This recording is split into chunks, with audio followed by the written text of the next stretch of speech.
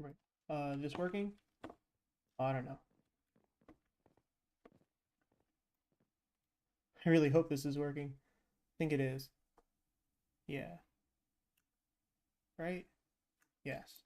Okay, cool. It's been a while. And I'm too lazy to properly set OBS up. My normal OBS setup wasn't working, so I had to throw something together, and it doesn't look very good. You got this awkward black bar at the bottom, which is very fun. Anyways, I'm live, and the title, Has SG Been Wrong All Along? Maybe it has. Maybe it has. So I'll just cut straight to the point. Uh, well, SG is called survival games for a reason. It's because it's named after the Hunger Games, which is a book and later movie series that is essentially the same thing.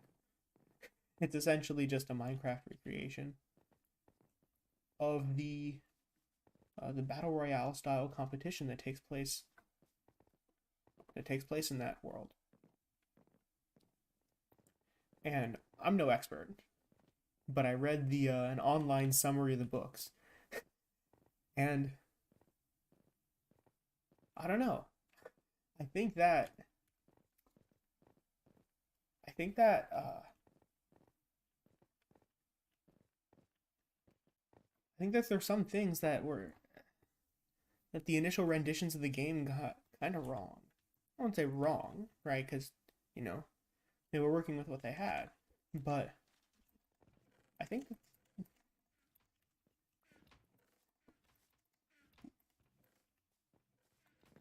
yeah. And so that's what I'd like to discuss. So one part which particularly caught my eye in the online summary I read was I don't have a sword. Um, Hello there. Nice try.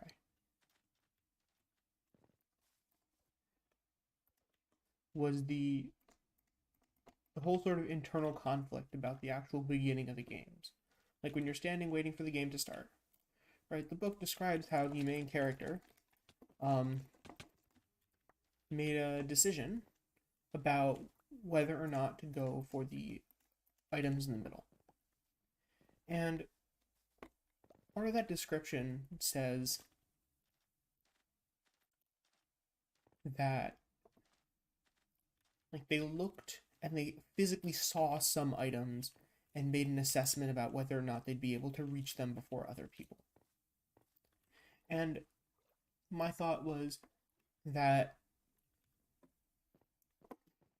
this doesn't exactly play out very well in the actual Minecraft rendition, right? You just kind of run, you get stuff, and then you go. I do think that um, some of the like original MCSG stuff, this was very, really, genuinely um, much bigger problem because from the middle you'd only get a couple things, whereas a lot of current Bedrock renditions of SG, except maybe the Hive, um, give you basically all you need like right out of the middle. And I don't exactly know how I feel about that. Oh boy. Okay. Trading hits here. Oh, nice double. That was my bad. I timed it wrong.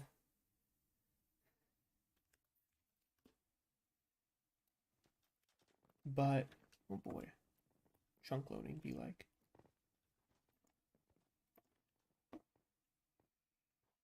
But there was this whole dilemma, and I don't think that dilemma is really carefully nurtured in a lot of the games. Actually, no, I take back what I said about Hive. It's been a while since I played it, but from what I recall, I didn't actually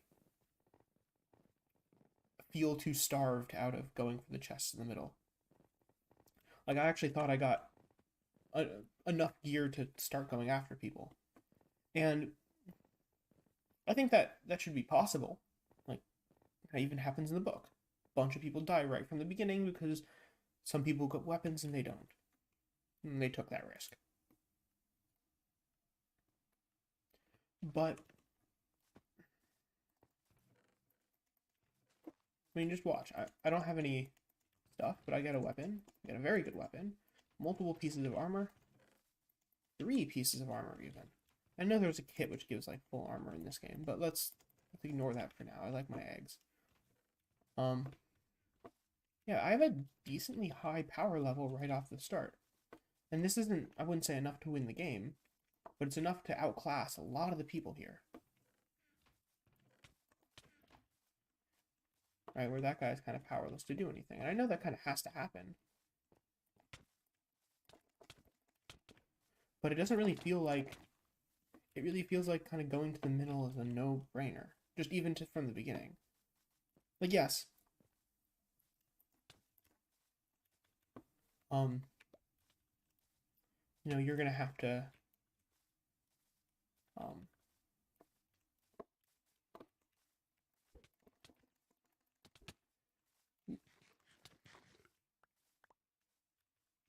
You're gonna have to, like, play the game afterwards, but it doesn't really feel like you make a choice. Everyone goes to middle, and that's how you play the game.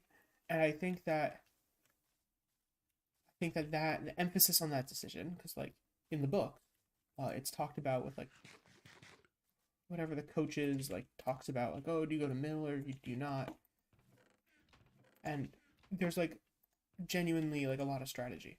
And I think that kind of the original rendition of the game back in, like, what, 2012, 2013, really tried to emphasize that. And I think that that dynamic can be captured. It just, I don't think it really has been captured very well by particularly the Bedrock servers.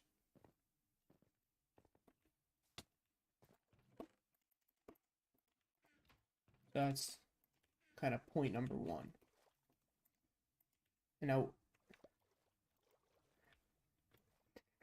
now comes the time where I share my radical ideas. What's to be done about that? How can a server make it so that this dynamic is preserved in their rendition of SG? And I don't really have a good answer. I mean, I have an answer, but it's kind of controversial, I think. As in, knowing what I know about Bedrock, it might be a little bit controversial. And it's, like, kind of wild and out there. But in the actual Hunger Games, the items are just kind of lying around and you just pick them up, right? They're not in some, like, box waiting to be opened or anything like that. And I get that there's maybe some aspect of intrigue, with, like, a loot box. You don't know what you're going to get from it until you open it. But I also think it gives a little bit of misdirection to actually newer players. Wait.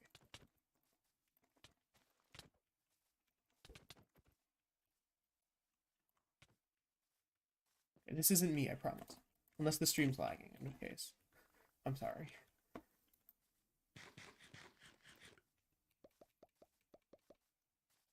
So,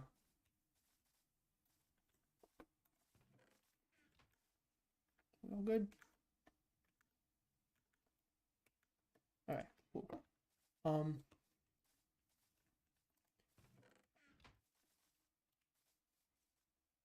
Yes. So, misdirection of newer players.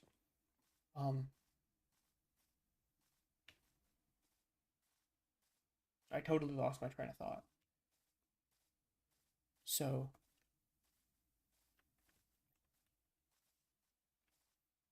oh yes. So the items in the actual Hunger Games are lying around on the ground, waiting for the contestants to pick them up. Right? They're not in some sort of box, like the person can see from very far away what the items is and make a decision whether or not to actually pick that item up. I can make a diamond sword. Shows you how much attention I'm paying. So that's how it works in the actual books. But in survival games, you see they're just a bunch of chests, and you can open the chest to get the loot. But it gives a little bit of misdirection, as I was saying. Ooh, 2 levels of prot, nice. Prot 2.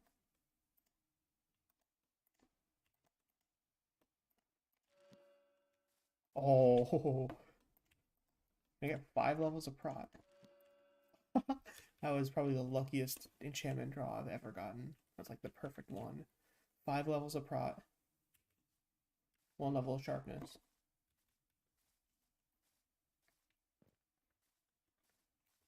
Perfect. Anyways, so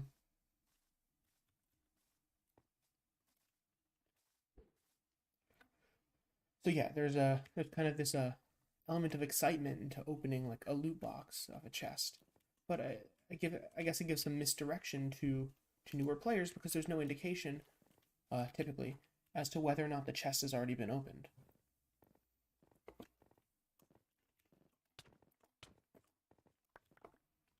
And so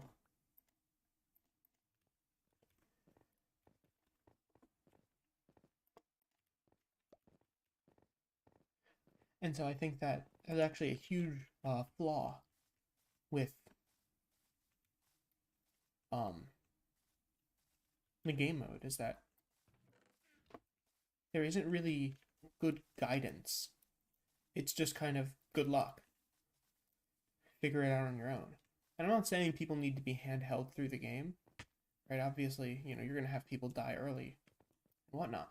But I think that as a player, I know when I first played a game, I was completely clueless. I mean, didn't take me long to figure it out, but I was just completely clueless. I didn't get any gear. I didn't know where to look, etc. I think I ran away from the middle because I was too intimidated, and was familiar with the whole conundrum of, do you take stuff from the middle and potentially get good loot, or do you go away and not risk dying? So I played it safe, but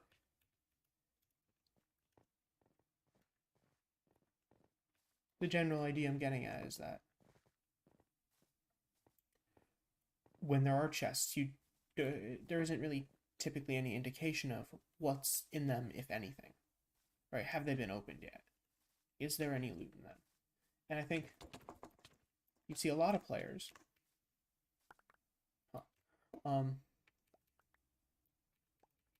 who open chests and just that have already been opened, and you'll see a bunch of people with no gear hanging around at middle because they see chests and think there might be some stuff inside them.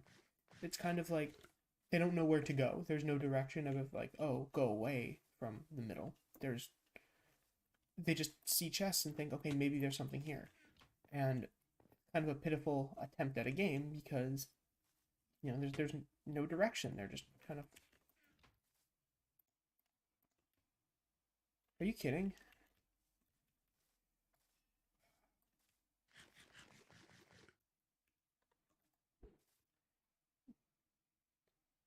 But the point I'm trying to make is that by having chests and no indication of whether or not they've been opened, it makes it very difficult for newer players to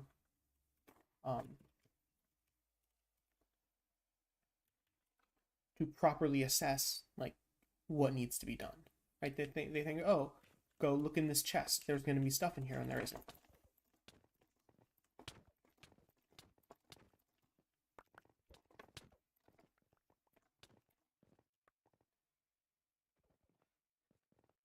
And so, solution, I think a good solution is the literal interpretation of the actual Hunger Games series, is to have items just lying on the ground, right? It makes it very clear to players like what items there are, and if there are items to be gotten, right? It gives you direction from the beginning of the game because you load in, you look around, you see a bunch of items in front of you on the ground, and from a player's perspective, knowing vague mechanics of Minecraft, you know that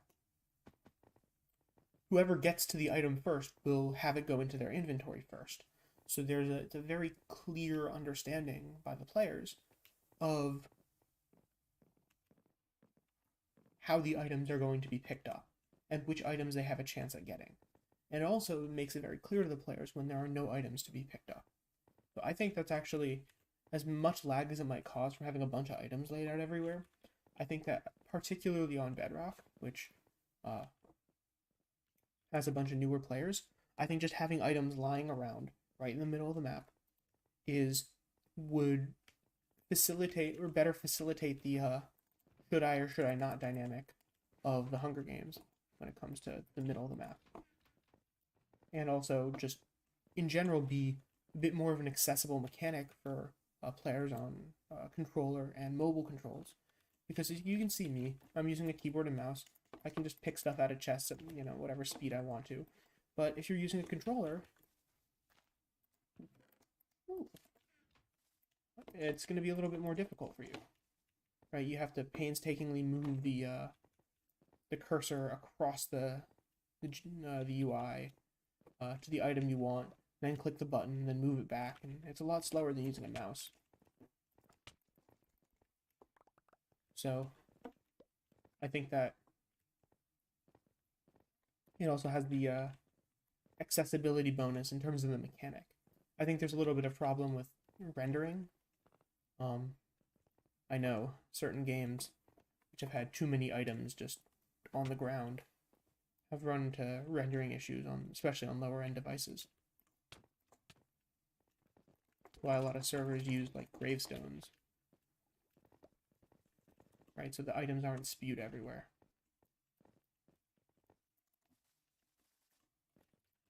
But I think if done properly and dealt with properly, I think the added accessibility bonus and gameplay direction. You good? Oh, I'm not good. Oh boy.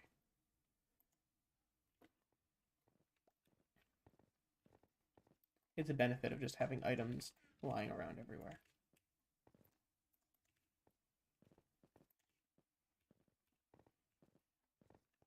Let's see. Also, I know Lifeboat in particular, what I'm playing on, tries to go all in on the Hunger Games thing with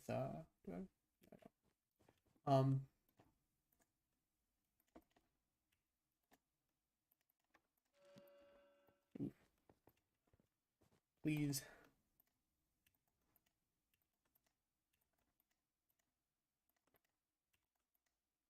No.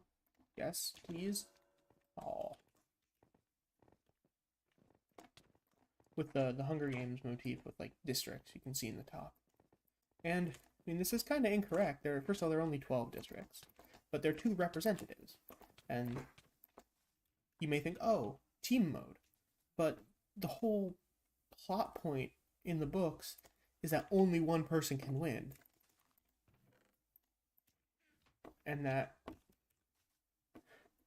even though you have 2 people representing, there can only be one winner. So I don't really understand the whole argument, at least the sort of fundamental argument for the mode to be in teams. Because what happens if you both are at the end? Then one person has to. And, I mean, obviously, in a game where anyone can just get on and play, allowing people to, like, okay, so what I think this would mean is that there's no reason to have a team mode, and basically make it so that everyone's, free for all for themselves, like just a solo mode. But then it runs into the problem of people just teaming, right? Because being 2v1 is not exactly a kind of a fun dynamic to be against. No one likes getting 2v1'd in PvP. if they can avoid it. So that's a little bit of a dilemma, because obviously you would want to play the game with your friends, and so I don't really know what that means, but in the spirit of the game, solo mode is like the only canonical mode, right? You can attack everyone else, etc. I know there are more, like in the actual Hunger Games, there are more like things about the arena that can kill you than simply just other people. Um, I guess, and I'm not exactly sure. I guess it would have to be. I would have to explore the actual literature and the movies more, which I'm lazy to do.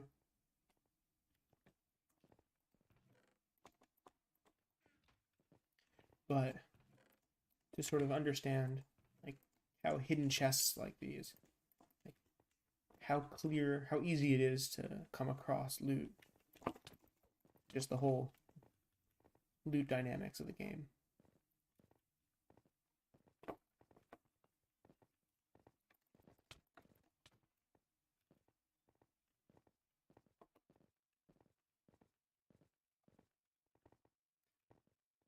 But those are kind of my main points.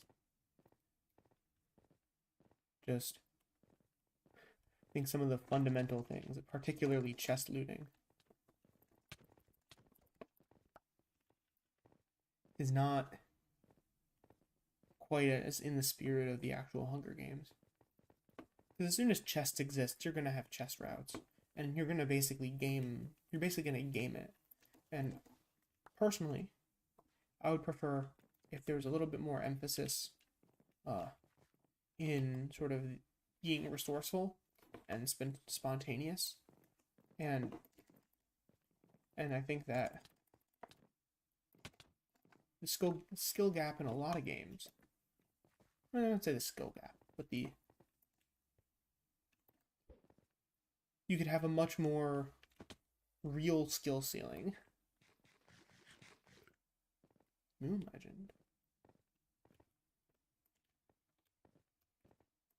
Let's see.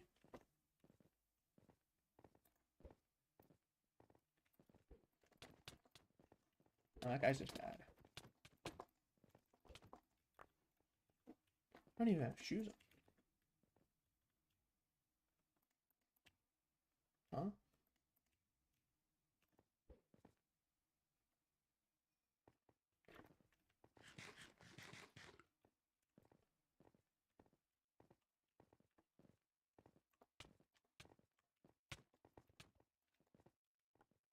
Poor guy.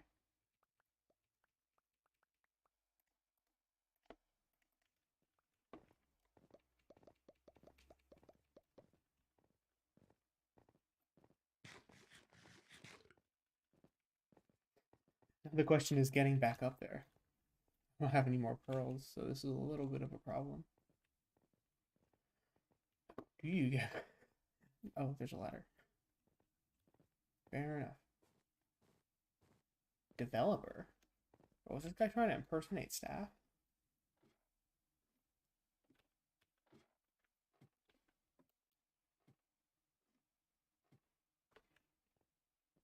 Anyways, um,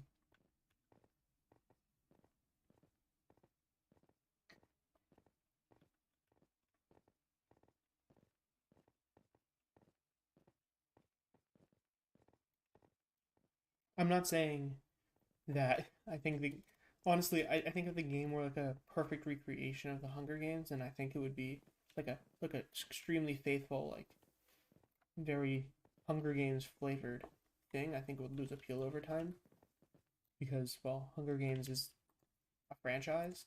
It's not like a general concept. But I think the game can have some appeal by sort of creating its own Minecraft identity. But I just wanted to say that I think some of the aspects of the original Hunger Games could genuinely benefit the existing, particularly Bedrock survival games.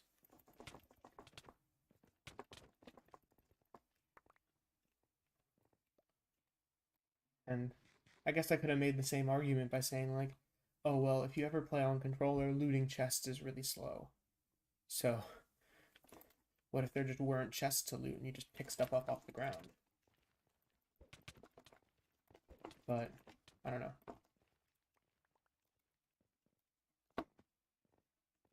I think that brings me to my second point, is that Minecraft wasn't originally made to be played with a controller or on your phone. I'm not saying it shouldn't. Minecraft shouldn't be able to be played on a controller or on a phone.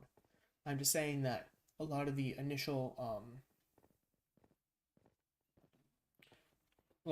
developments for the game, like game modes, like for example, survival games is initially just like a multiplayer map some people made with like actual redstone and commands and stuff like that. And what was it called? Um,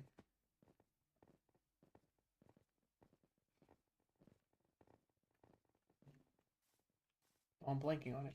Oh, and Bed Wars. Bed Wars also was a game that, and Sky Wars too, was made as like a multiplayer map with like actual commands and stuff.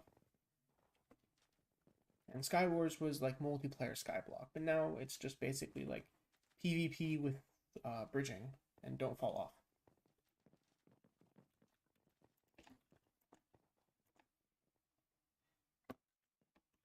But I think that a lot of these games were made for people playing the Java version, right? And have been sort of haphazardly translated over to Bedrock without much thought because it's assumed, oh, it's Minecraft, it should just be the same.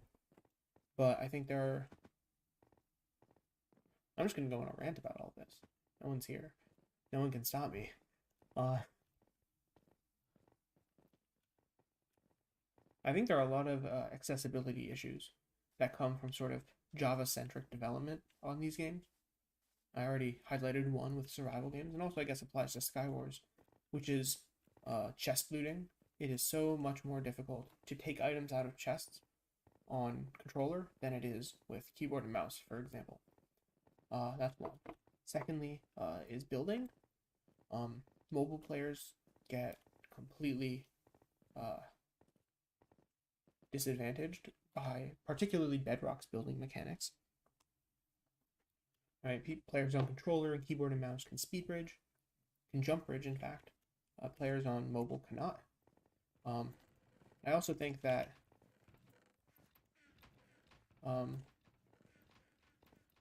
see, at least when I play Skywars, right, as someone who can jump bridge, I will always be looking for, oh, that's a sword, kind of need that. I will always be looking for a way to actually make a straight jump bridge. I won't mess around with any diagonal bridging. That's what I feel comfortable with, and so I basically try to figure out what straight lines can I take to get here the fastest. I actually made some post somewhere where I proved like 2 straight jump bridges are in general faster than a diagonal bridge if done optimally. But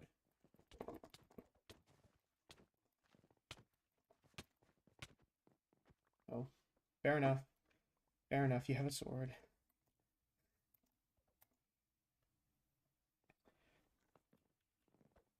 But I think that a lot more, this needs to be kept in mind more when designing maps for Bedrock Skywars and even Bed Wars, about just how to navigate the map, or Bed Wars or Egg Wars or whatever the objective destroying game is. There needs to be more thought put into the developers about how people on different controls will be able to get around the map.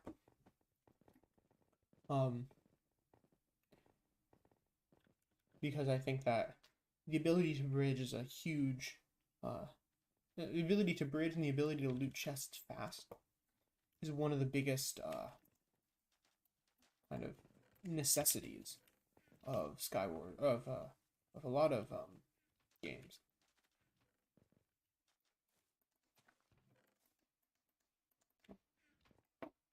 I'm not particularly good, but I make do with it because nobody else can. Everyone else is using a slow controller thing or has a weird UI with mobile. So I take no particular pride in my chest looting skills. I just know where the chests are.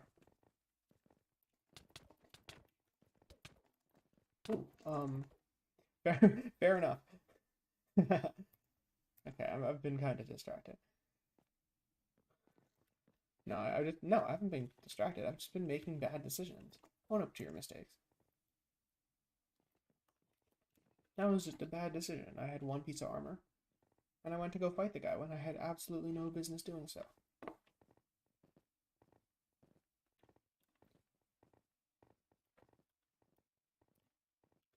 So, in general, I think there's some accessibility issues with bridging. I'm not saying like, oh, remove bridging. Skywars should not be it. No, Skywars has some appeal. There's an appeal to like playing, an appeal to sort of the risk of fighting over the open void. But I think that, and I'm not sure how many teams do this, there needs to be a bit more of a critical um, assessment of the advantages uh, or disadvantages each different control scheme has in your game. I mean, PvP is like kind of an obvious one, right? But I think in general, I think I don't know. It's kind of hard for me to say. I'm very biased on this, but I think in general, PvP is on a more even playing ground. But wait a second, this is the guy that killed me last time. Everyone's going here.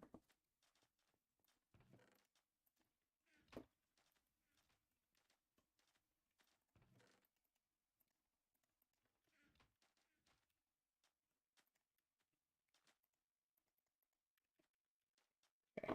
I'm scared someone's gonna come up behind me and start critting me out. Thank you very much. Oh. This is not a good place for me. Are those guys teaming? No, they're not.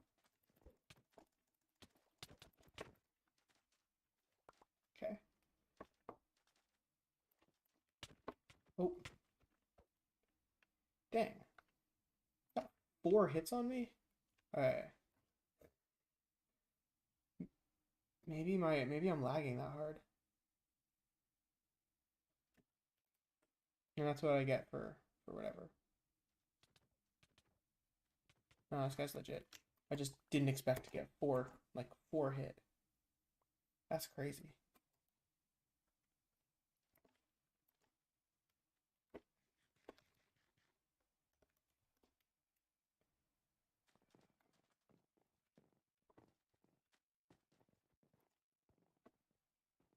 I promise I'm much better than this normally. But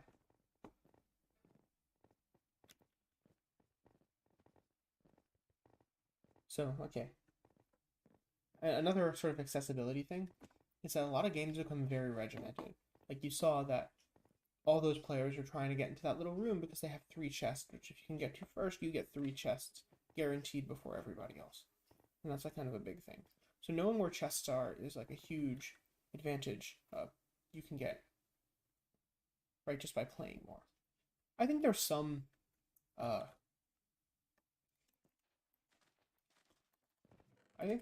like interest to that as like, oh, you know, kind of easy to learn, hard to master. One could argue. Wait. There we go. That guy again. They know my chest routes. My power. It's the same 2 guys again. But I actually have gear this time. Maybe I should start going classic kit. This is just not a problem.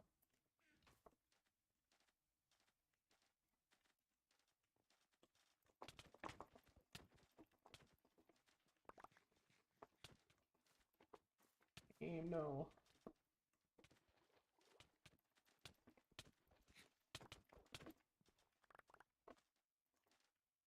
You were one tap. I don't know what you what you were doing there. You have a better hat.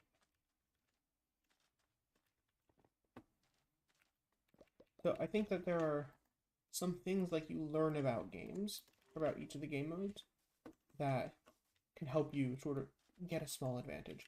But I think that to some degree, it's like it's almost over intellectualized, particularly with like Bed Wars, Egg Wars, like etc. Like people at that point, people memorize how many blocks they need to get from point A to point B.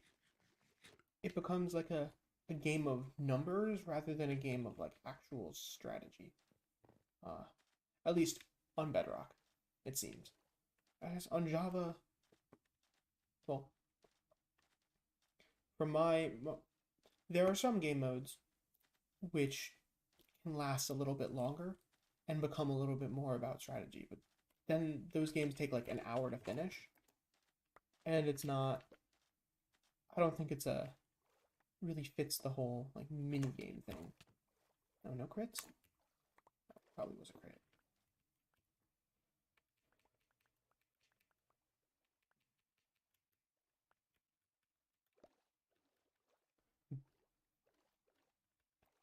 But I think if the strategy in a game becomes, oh, I'm gonna get exactly this many blocks, I need to wait for this thing and go. It becomes almost like a, um. It becomes almost like clockwork. There really is no sort of creativity there. Creativity only comes when there's like a wrench in your strategy. And I guess yeah, but still having that strategy, I don't know. To me, it feels kind of like it kind of destroys the sort of individuality of the game. One idea could be to sort of randomize to some degree the map, where the map is not the same each time. Like certain distances are different, certain positionings are different. So, well, yeah, you kind of have like the same flavor of map. But I think maps are really only there for the flavor. The actual gameplay, it's a little bit more varied than by simply just the map selection. So, for example, this map, right? There could be a version of this map where the islands are closer together, and it's far easier to traverse. And maybe another one where there aren't those tall hills there. For example, I don't really know. Maybe it's one big island, and it's just kind of the island like, pirate theme, but the actual gameplay, which on this current rendition requires a lot of swimming.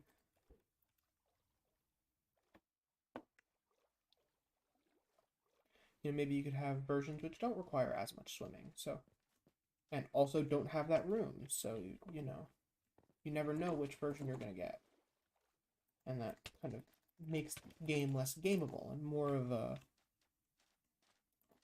you need to actually hone your skill sets. I think that would also level the playing field slightly for newer players because well, everyone kind of has the same level of familiarity with the map, same level of knowledge. It's just that the actual skill set required to play the game is more honed by, oh.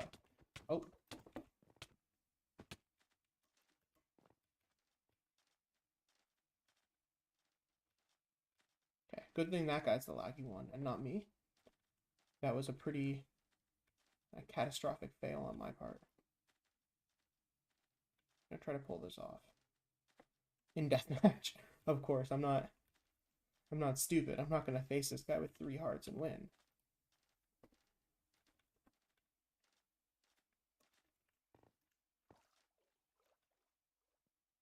Okay, success. Do I feel bad about that? No, not at all. I'm playing the game. Change the game if you want the strategy to be different. I'll give the guy a 1v1. That's okay.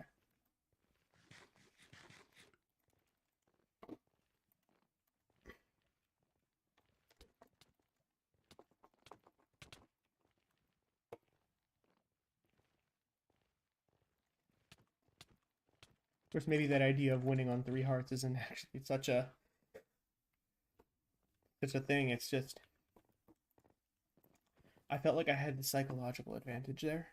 And again, this is sort of I think that kind of plays into the skill set of someone who's played the game for a while, right? Because that guy felt like he could beat me when he had gotten a few hits on me and I was running away. I made the guy feel like he could beat me, that going in for a fight against me would result in a victory. And I proved in that fight afterwards that, well, he wouldn't have dealt enough damage had the fight been equal. But I guess the difference is, in this fight, he kind of knew that I'd healed up and kind of felt like it was much more of a daunting task. And I think they played a little bit more kind of reserved, conservatively. They didn't really play as aggressively as they needed to. And so, even though I would have won based on the hearts that were dealt during both of those fights,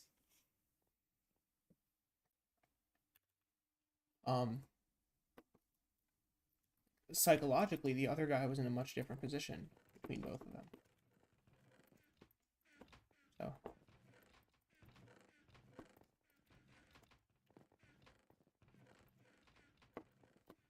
basically, point being is that I still think that there are aspects of games that can be picked up.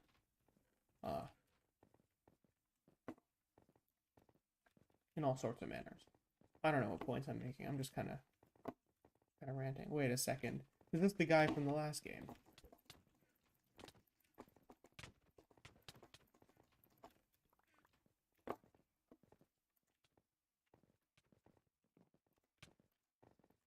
I mean, they're also like kind of little knowledge things like this, where it's not like, oh, you need to do this. It becomes, what's that guy doing? What is that guy doing?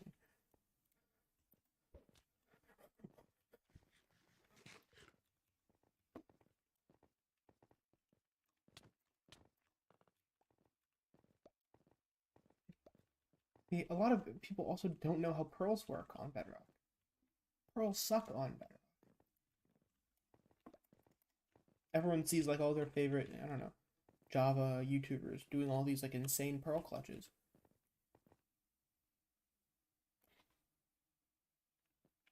Yet, and they just kind of assume it works the same, which fair enough. It's just it doesn't. And it's funny how many people don't seem to understand that. It took me a while, personally, but I didn't make stupid mistakes like that. Or I didn't take stupid risks like that. But pearls basically don't take into account your momentum. They also don't. So, like, if you're falling and you try to pearl and hit the ground, like, to clutch, you can't really do that unless it's like while you're already in the air. Not in the air, while you're already like being hit up. Basically, like when you like jump off the edge, right? Like you start, your velocity goes up and then it goes down as gravity sort of takes hold on you. Well, I mean, it's always in hold on you, but like as it starts, as you know what I mean, I hope. But basically, you start by when you jump, you go up and then you go down. Basically, as long as you throw the pearl down faster than you were moving, or basically while you were kind of on the up part of your jump, then you're probably good for a clutch. Like the clutch will probably work. But if you how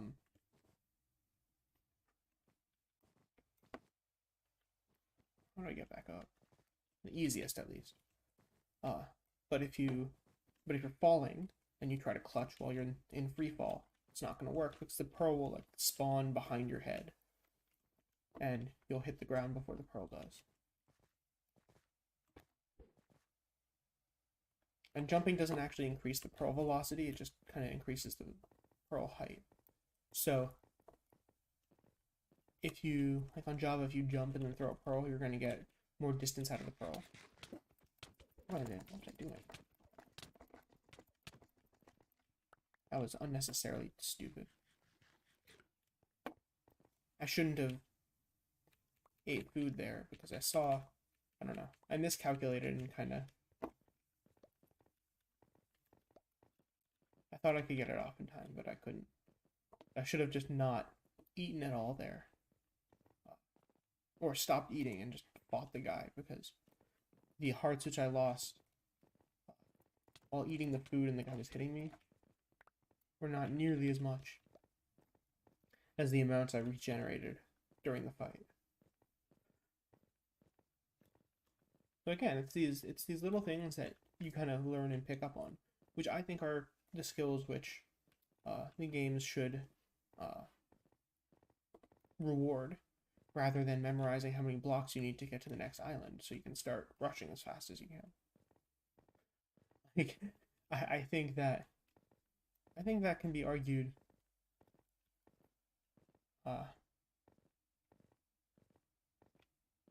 with a reasonable ability. I also, to some degree, think that, like, I'm not sure how easy it is to use, like, a bow. Actually, no, that's another point. Look at my hotbar, right? In my hotbar, I think a goal is, especially for mobile and controller players who cannot hotkey around like that. I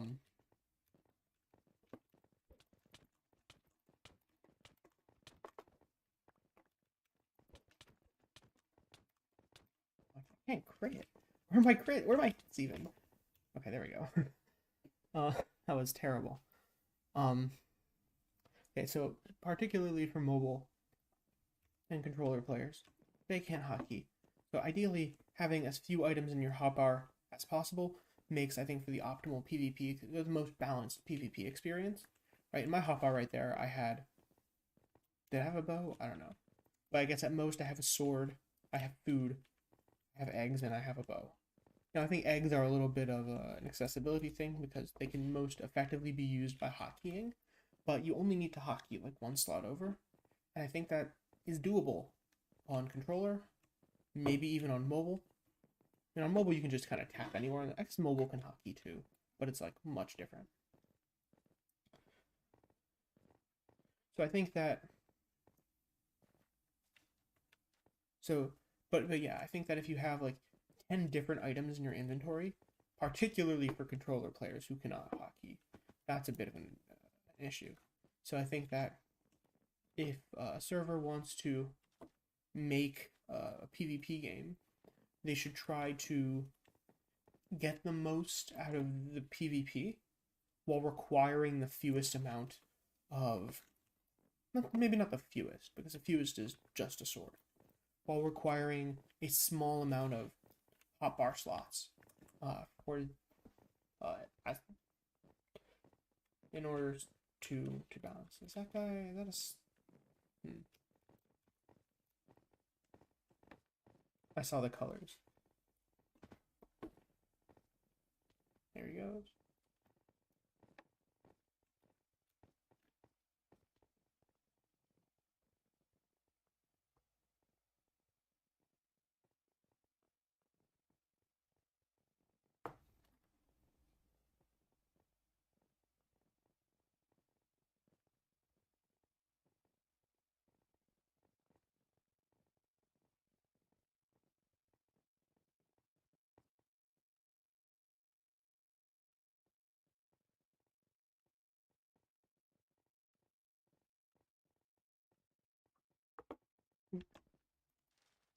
Yeah, I don't know.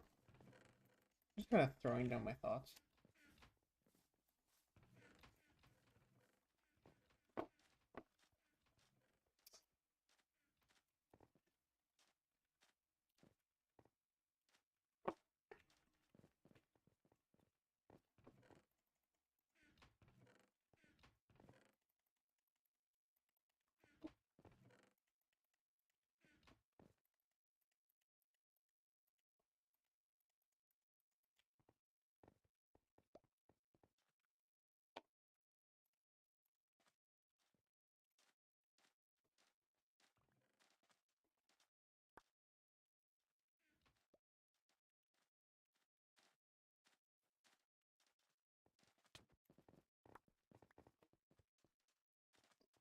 Oh, okay. I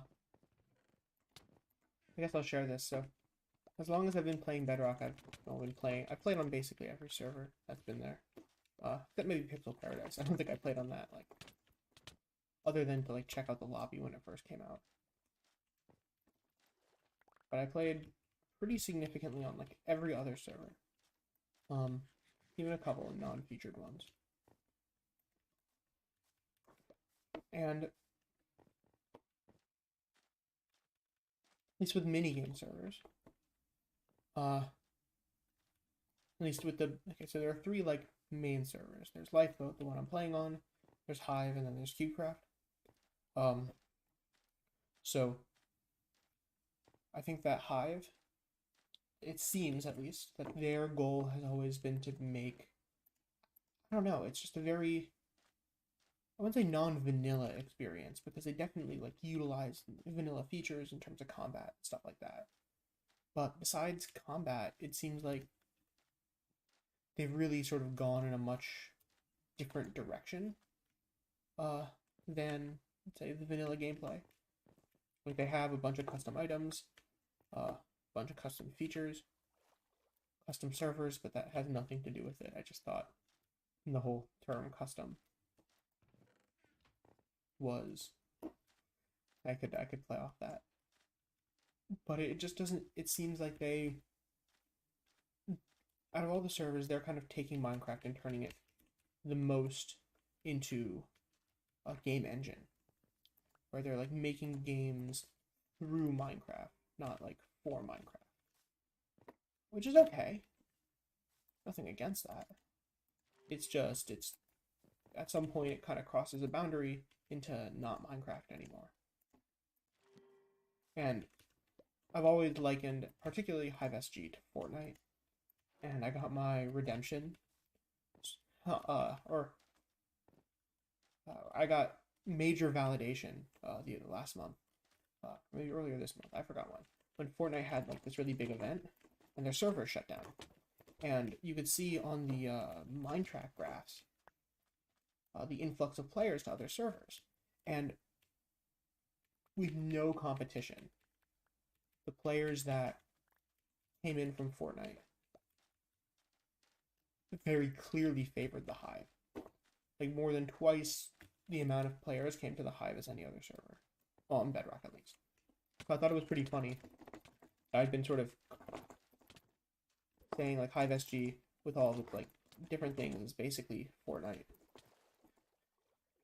And well, turns out a lot of people who play Fortnite play Hive.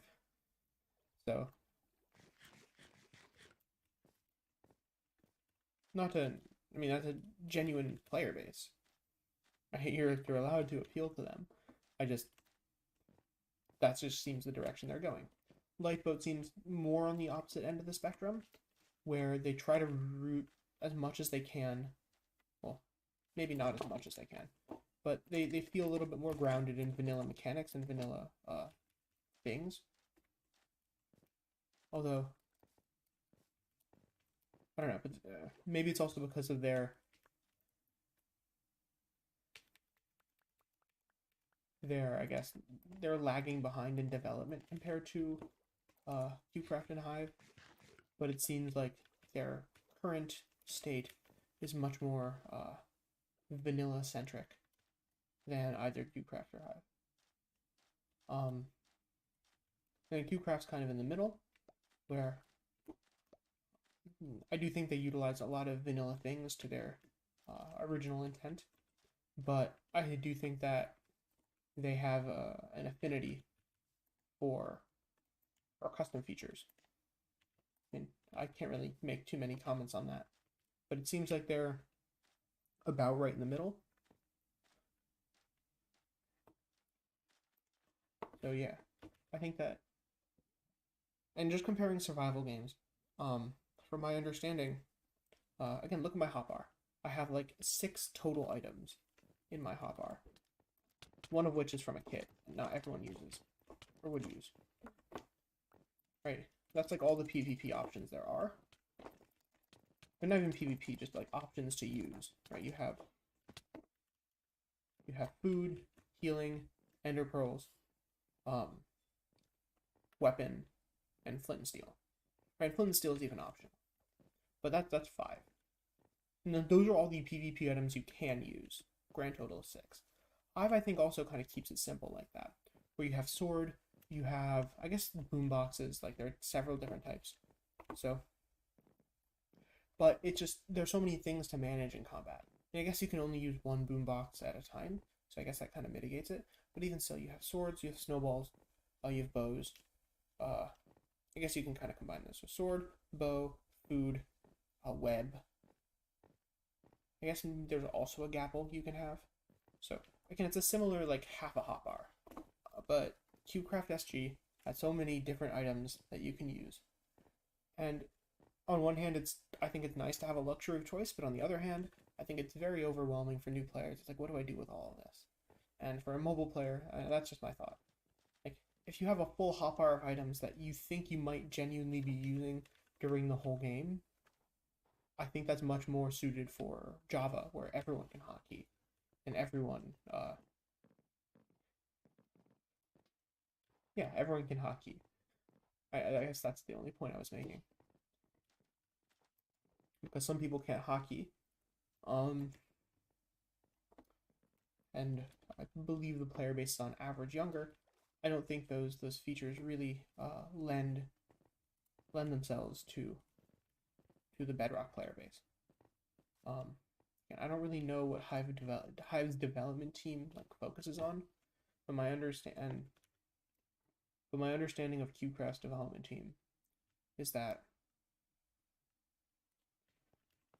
they're Java players at heart. They don't really. I mean, I feel like they're very in touch with Minecraft, but I don't think they're as in touch with Bedrock uh, and stuff.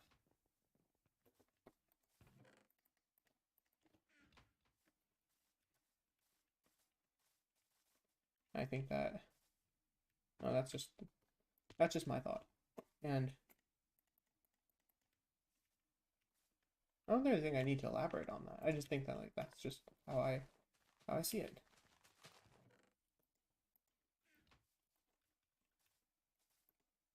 And is that a good thing? I don't know. Uh, I know the past like a couple months ago, Mineplex like started their kind of rebirth initiative, and this guy made like a plea basically asking for money. It was, but they also described some of the initiatives of what for Mineplex in the future, and they envisioned like Mineplex as like the Roblox of Minecraft, basically. It's like a place for people to create games using Minecraft as a platform. And I think that I don't know, I'm cautious. I'm not even cautiously optimistic. I'm just cautious about that because at its core, Minecraft is a game, like an actual real game. Roblox is at its core like a gaming engine, right? There's no like survival Roblox that all players can have access to without the internet, right? That kind of comes pre-packaged in the game. Like, to my knowledge, that doesn't exist.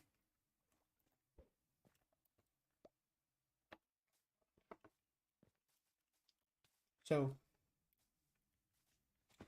it's my belief. That was terrible.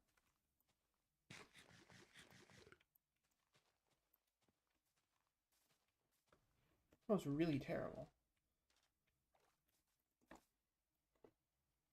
Oh, that was even that was also really funny.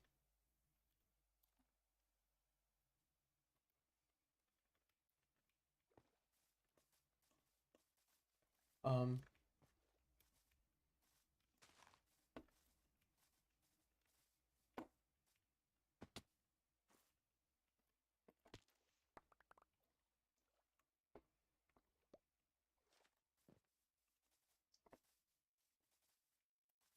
so, but it also seemed like a very, but the more I thought about it, the more it seemed like a kind of a Java centric thing, Or I think Java players would be more enthusiastic about having sort of custom Minecraft experiences. Like they showed off like this custom boss battle that they made, that someone had made like with their platform or something, as like a kind of a indication of like the sort of content you can expect to see.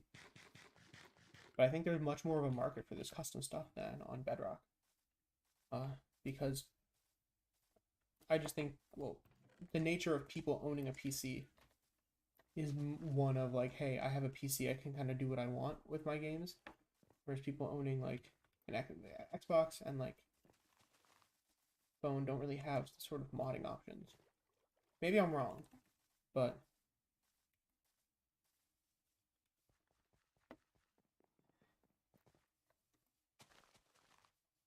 the general point I'm trying to argue is that Bedrock players, I think, care more about the actual game of Minecraft than Java players do. And I think that games that appeal more to the actual content of single-player Minecraft have like will have very broad appeal on Bedrock. Another argument for that is that Bedrock servers, at least the featured ones, are available to every person who plays the game. And 100% of people who play Minecraft play Minecraft. I'm not sure if necessarily single player, but they own the game of Minecraft. And that because everyone who's playing on a single player world can see that these multiplayer servers exist, I think there's going to be much more of an overlap of people who play sort of survival and people who play on multiplayer servers. Whereas on Java, the same thing doesn't exist. You need to like look up servers, you need to like see them on YouTube and stuff like that. And so people who play on those servers are going there for the actual server experience, not just because it's part of Minecraft. So I think that there's more of a culture, I think, on Java of kind of seeing the content and like seeing someone sort of promote the content.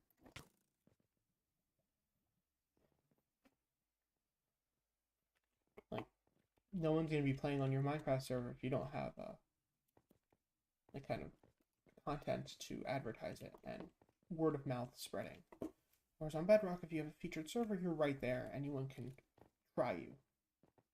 I'm not saying that doesn't... So there have been arguments that says that doesn't incentivize the featured servers to actually try.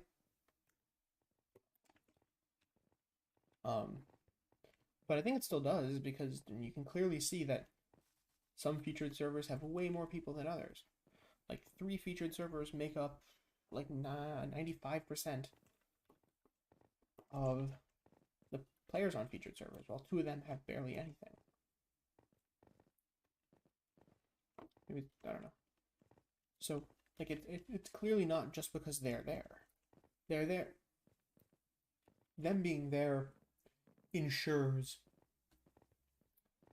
a steady influx of new players, which I guess for some like monetization options is like probably much better than much better situation than for a lot of other servers. But they still need to create games that people want to continue playing in order to retain their players. Because, I mean, someone just clicking on a server randomly has the same chance of clicking on, like, Galaxite than they do, like, the Hive. But even still, like, the Hive is, like, probably 10 times at least as many players. Simply because of the content on the server. Galaxite, out of the featured servers, goes probably the furthest away from the actual Minecraft mechanics out of any server. And to a person who's just played single player and looking to like go into like playing on these servers, they're going to be so confused with how Galaxite works, because it's not the Minecraft they know. I think that, and also it's kind of newer, right, where it never really got a player base to begin with. That's also an argument, but it's still been around. I think if there were genuinely good games on the server, or sorry, games can be good, but I think if the games had a bit more broad appeal,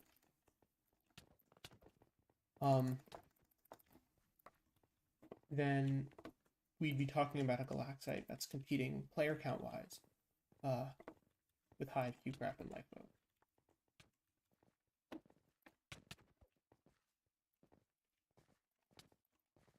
And again, you can see content wise on like the Minecraft graphs that whenever a server like puts out new content, they get a spike in players.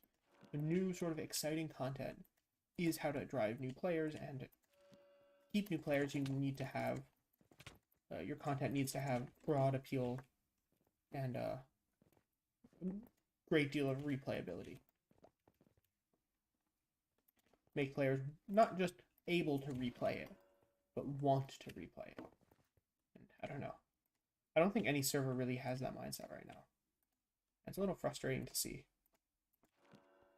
Because I think whoever really embraces a serious mindset like that first, and acts on it more specifically, will be at a very, very big advantage, player count-wise.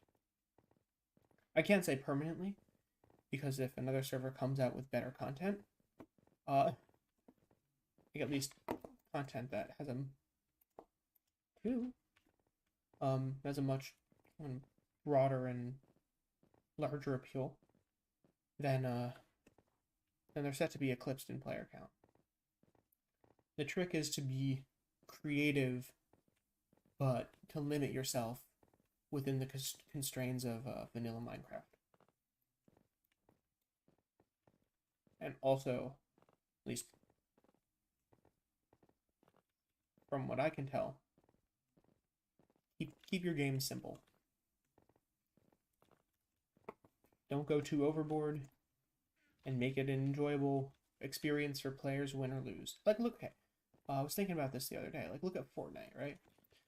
100 players play each game of Fortnite, but only one can win. On the surface, a game where a player doesn't win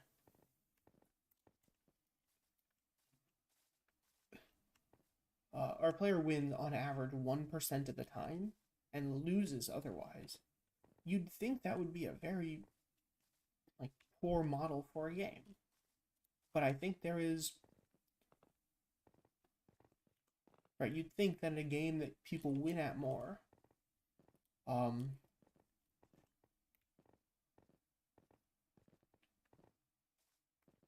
it would be more appealing. I don't know the discrepancy.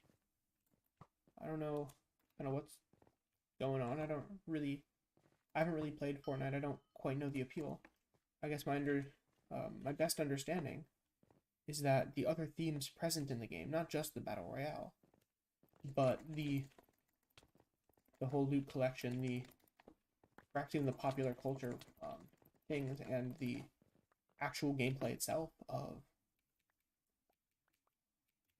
kind of exploring the map and having these like really intense bits of gameplay followed by kind of lulls in action as as everyone's focus turns to like getting towards the center. Of course, this could be completely antiquated. This is going off of like gameplay I watched back in like 2018, or at least my memory of it. So, the game could be completely different now. I also think their constant content updates keep the game feeling fresh and give some sort of replayability. It's like, oh, if you play again now, it will feel a little bit different. You get to try out these new things. And so I think that Minecraft mini games really need to look at the model, because again, like this survival game's 24 players enter, 1 player wins. It's not nearly as popular as Fortnite, despite players winning on average like 4 times as much. Right, 4 times as many wins should mean players are like 4 times more enthusiastic about playing the game, right? Because they get the whole rush of winning. But I think that there are other parts of gameplay, especially the dynamic and the balance of gameplay, that turn people off from not just playing at all, but continuing to play games like these. Right,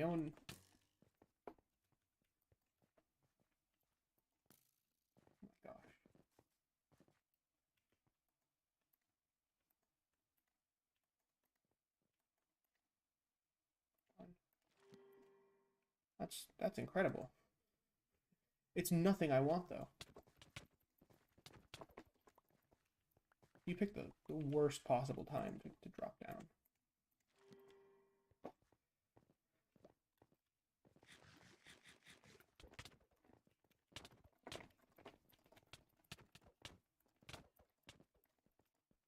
That was a lot closer than I thought it'd be.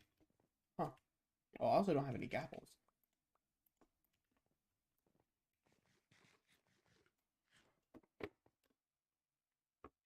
Also, I think that guy is like, I've seen that guy around before. Although, again, yeah, from my experience playing on Lifeboat, at least particularly, I see a lot of the same people from day to day.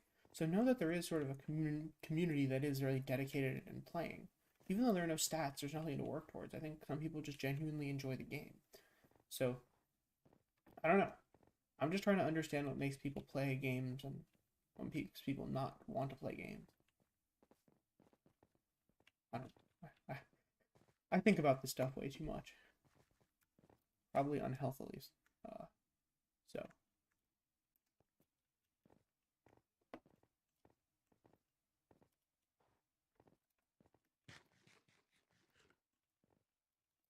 See what we got. That's pretty good. 3 layers of protection. Got kind of destroyed in that fight, though. I got some good crits.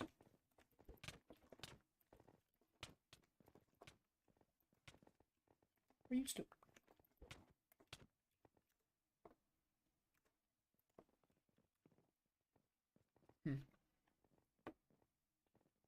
I don't know. I'm just kind of ranting. Oh, actually, I'll just go on another rant because again, no one's here and I can do whatever I want.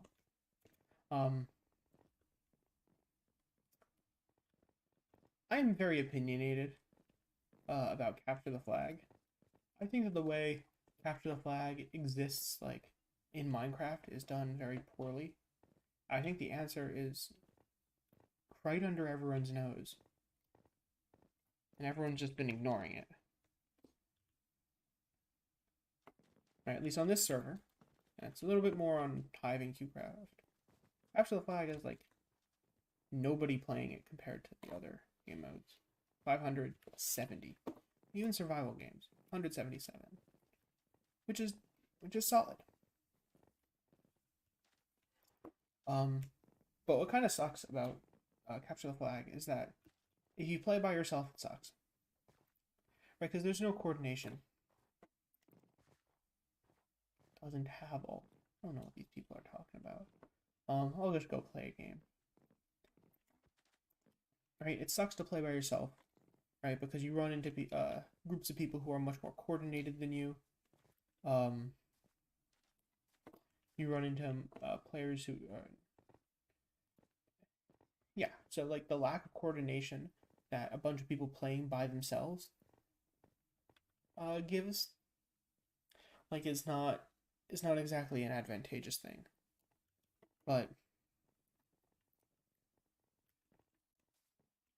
and additionally, if you're on a team that is not doing very well, dang.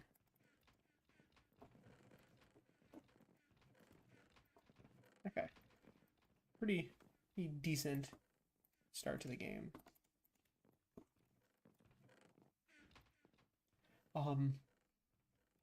Yeah, so if you're playing by yourself, not really fun because there's no coordination. And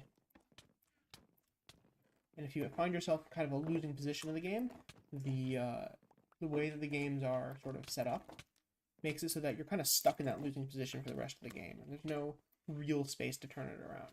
Like, the idea is to give teams a chance to make a comeback, but in reality, that comeback just doesn't happen, and it's just kind of a painful demise. And I played Capture the Flag on Java with like the #1 player, and there'd be so many games where everyone on the losing team would just leave because they know they aren't going to win and they just want wins. I mean, that whole kind of culture of get the most wins possible in the least amount of time is a whole other problem in and of itself. But still, it's regardless, even if wins aren't tracked, it's no fun to be on the losing team and just suffer a painful demise. Alright, once you know you're losing, there's no point in fighting for the game anymore. So those are the two big problems. I think the solution really just lies in, like, just use the normal capture the flag rules. Right? I'm not sure how many people have played capture the flag like on a playground while they were in school, or just in any sort of function when they were a kid. I've talked to people from like 3 different countries about this, not intentionally.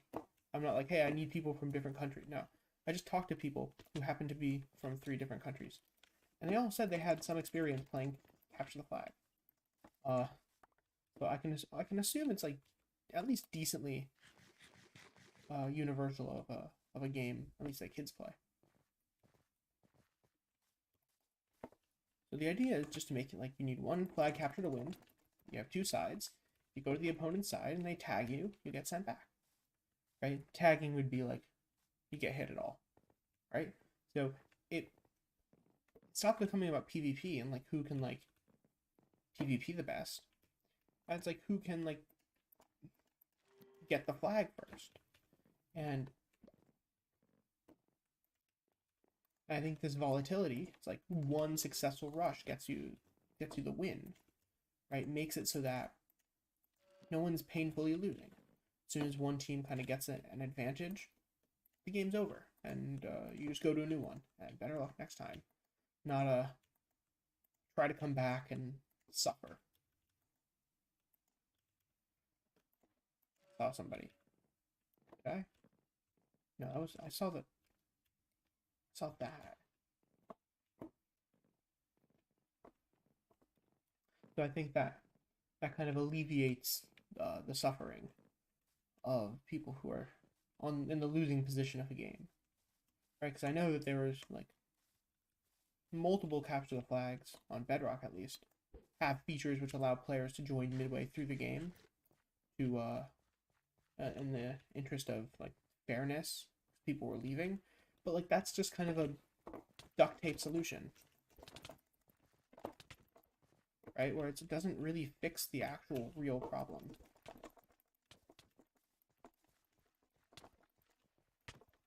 Ooh.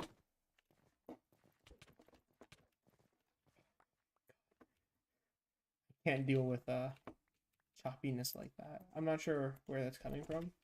All I know is that I'm fine as long as I sort of reset the fight and use an egg. That was kind of a scary fight, but I managed to persevere.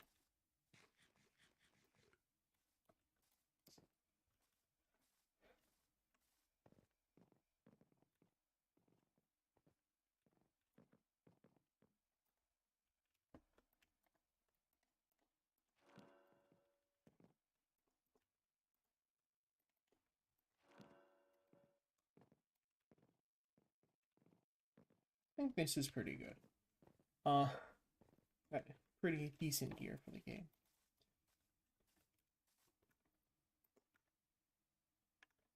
Yeah, but I guess the whole idea was like,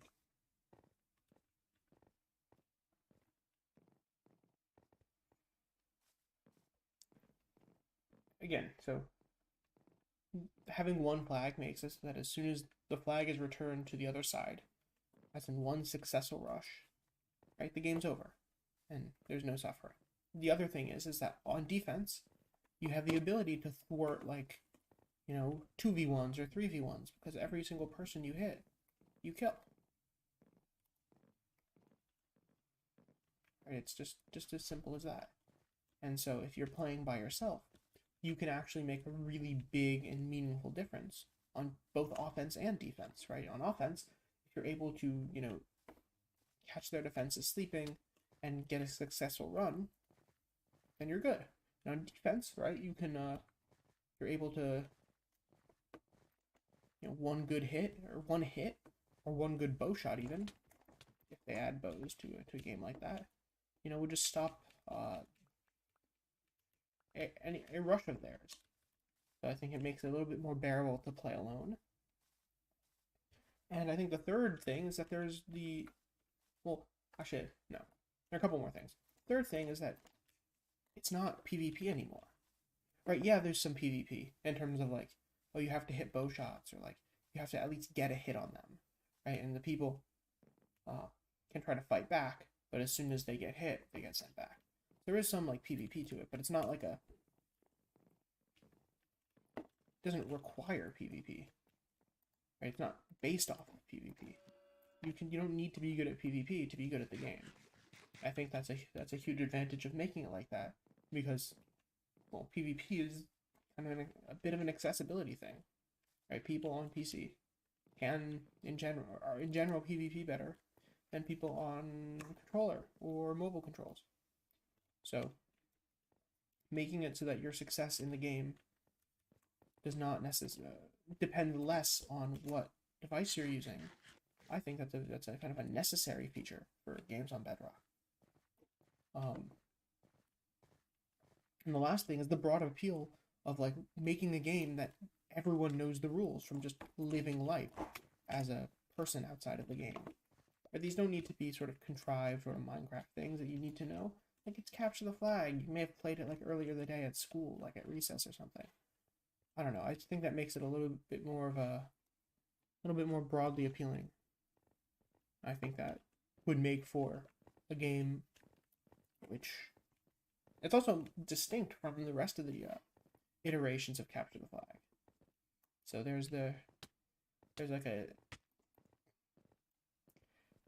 there's almost kind of like a gentlemanly copyright on it.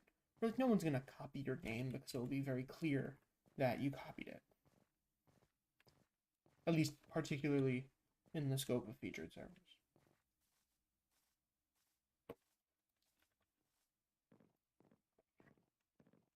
But of course, the maps team would really have to put in a lot of effort to make maps which facilitated good gameplay. Because like kind of a flat capture the flag map isn't going to work too well when you can just kind of when everyone runs the same speed. Right? You need to have map features which allow you to like have to use sort of your just general movement skills a little bit more. Can't aim.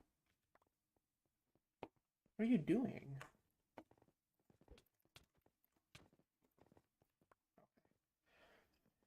I don't think that was a very fair fight, but oh well. That's SG for you.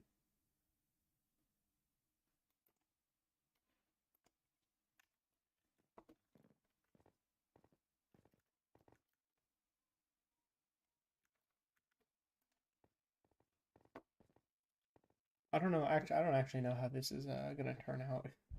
Because like, I looked at the OBS thing, and I wasn't too thrilled about how loud I was sounding, even though the mic's like right next to my face.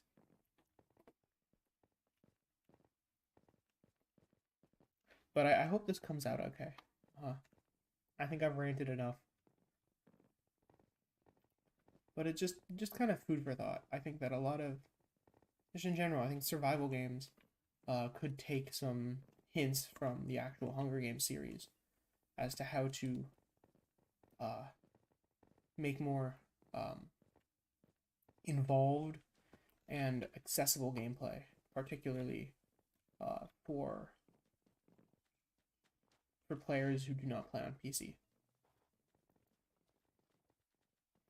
Like a Russian, huh. Okay. And on top of just survival games, I think there are other aspects of all game modes which